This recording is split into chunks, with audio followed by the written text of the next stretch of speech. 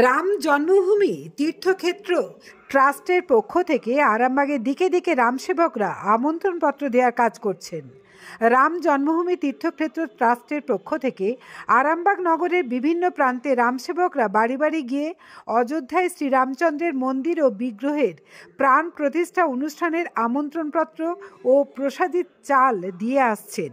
আজ আরামবাগের দৌলতপুরে বিজেপি নেতা তথা রামসেবক কার্তিক দত্ত ও তার সতীর্থ রামসেবকরা বাড়ি বাড়ি গিয়ে এই আমন্ত্রণপত্র ও প্রসাদী চাল দিয়ে এলেন। গত 1 জানুয়ারি থেকে এই প্রোগ্রাম শুরু হয়েছে, চলবে 15ই জানুয়ারি পর্যন্ত।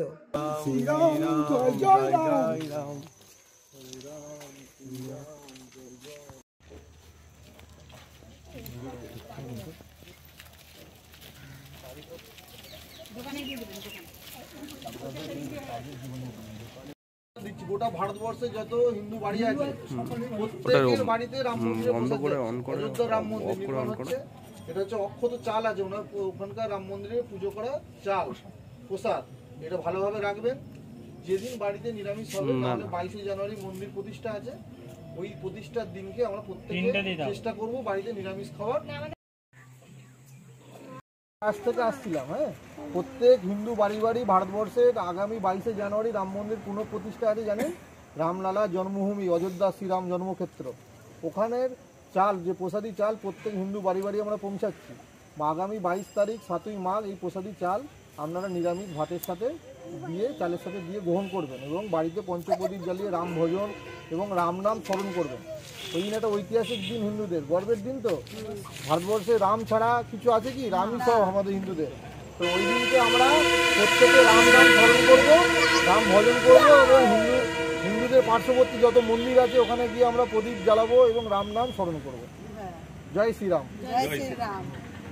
রাম জন্মভূমি ট্রাস্ট থেকে আসছি। অযোধ্যার যে রাম জন্মভূমি প্রতিষ্ঠা হচ্ছে, রাম জন্মভূমি, ওখানকার মহাপ্রসাদ প্রত্যেক হিন্দু বাড়ি বাড়ি যাচ্ছি আমরা। ভারতবর্ষের সমস্ত হিন্দু বাড়িতে এই রাম মন্দিরের প্রসাদ যাচ্ছে, অক্ষত চাল। ওই দিনকে 7ই মাঘ 22 জানুয়ারি ওই দিনকে বাড়িতে একটু ভাতের চালে, নিরামিষ চালে দুটো দিয়ে নিরামিষ ভাত হিসেবে ভোগটা গ্রহণ করবেন। আর বাড়িতে পঞ্চপ্রদীপ জ্বালাবেন, রাম নাম ভজন করবেন, রাম নাম স্মরণ করবেন। একটা ঐতিহাসিক দিন ভারতবর্ষের, প্রত্যেকটা হিন্দুদের একটা আবেগের দিন। ওই দিনকে আপনারা সকলে বাড়িতে একটু রাম নাম স্মরণ করে বাড়িতে 5টা প্রদীপ জ্বালিয়ে স্মরণ, মানে ওনার নাম করবেন। এটা রাখুন, রাম মন্দিরের আমন্ত্রণপত্র আছে, এটা প্রসাদী চাল। ঠিক আছে, ভালো থাকবেন। আপনারা কোথায় বেরিয়েছেন? দেখুন, অযোধ্যার যে রাম জন্মভূমি ট্রাস্ট আজকে আগামী 22 জানুয়ারি পৌষ মাসের শুক্লা তিথিতে, দ্বাদশ তিথিতে, যে হচ্ছে আমাদের রাম মন্দিরে, রাম জন্মভূমি, রামলালা, সেখানে রামের, প্রভু শ্রী রামচন্দ্রের বাল্যকালের মূর্তি ওখানে ভব্য গৃহে নতুন করে পুনঃপ্রতিষ্ঠা পাবে।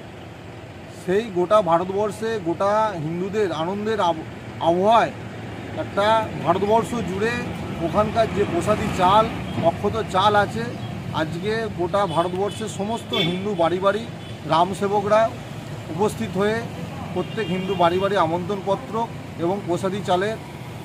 আর কি কি বার্তা দিচ্ছেন?